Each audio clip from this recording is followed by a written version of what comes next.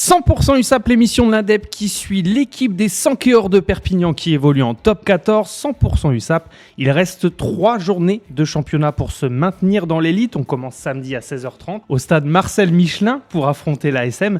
Paul Roch, on va pas se mentir, l'objectif c'est de ramener quelque chose coûte que coûte pour continuer à mettre la pression sur les concurrents directs.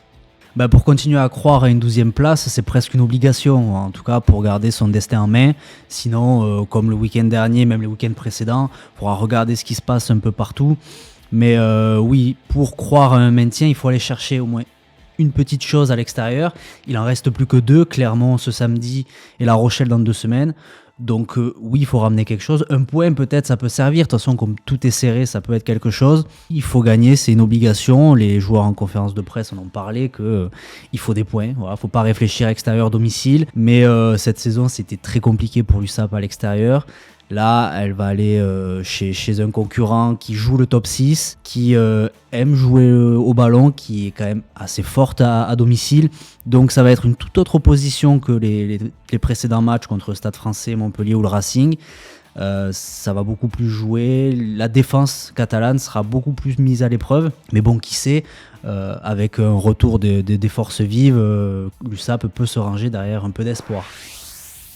Ouais, et puis du coup, si cette défense de l'USAP tient bien, elle peut peut-être gagner un point de bonus défensif, par exemple.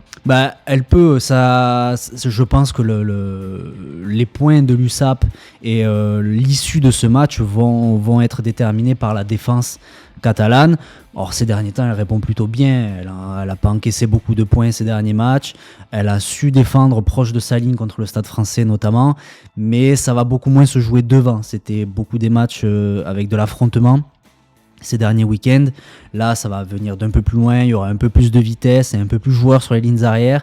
Donc, ça va être différent, mais la défense va devoir tenir si elle veut espérer quelque chose.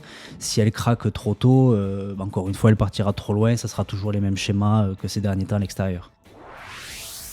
Est-ce que tu as déjà une idée du groupe qui va être envoyé à Clermont-Ferrand ? C'est un groupe quasi type.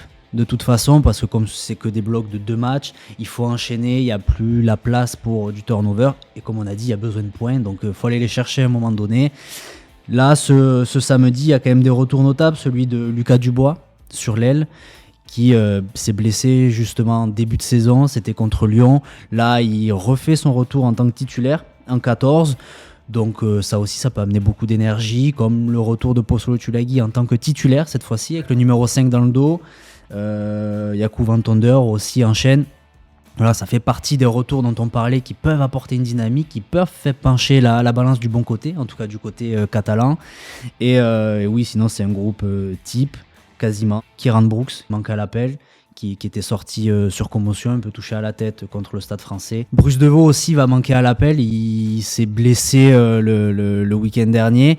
Il était titulaire, là il n'est pas dans le groupe du tout, c'est Tetrashvili qui le remplace sur le banc. Mais mis à part les 2 piliers, Deveau et Brooks, c'est un groupe complet qui se présente à Clermont pour essayer d'aller chercher des points, comme on disait. Au-delà de ces retours et des paramètres défensifs qu'on a évoqués, est-ce qu'il y a peut-être d'autres leviers pour faire quelque chose justement là-bas ? Essayer de s'appuyer encore sur le jeu offensif un petit peu retrouvé avec McIntyre qui recommence à animer bien comme il faut les lignes arrière. Et sur ces 2 essais magnifiques, celui contre le Stade Français, contre le Racing, avec des relances, du jeu debout, du jeu rapide, ce qui fait l'identité de l'USAP ces dernières années et la force des joueurs qui sont sur le terrain, Bouli Roy, Lucas Dubois, Duguy Valou. C'est cette force-là peut-être qu'il va falloir continuer à mettre en place, d'autant qu'il y a de la continuité dans les compositions. En milieu de saison, on parlait de ce manque justement de continuité, de manque d'automatisme, etc. Là, il y en a, là, ça enchaîne.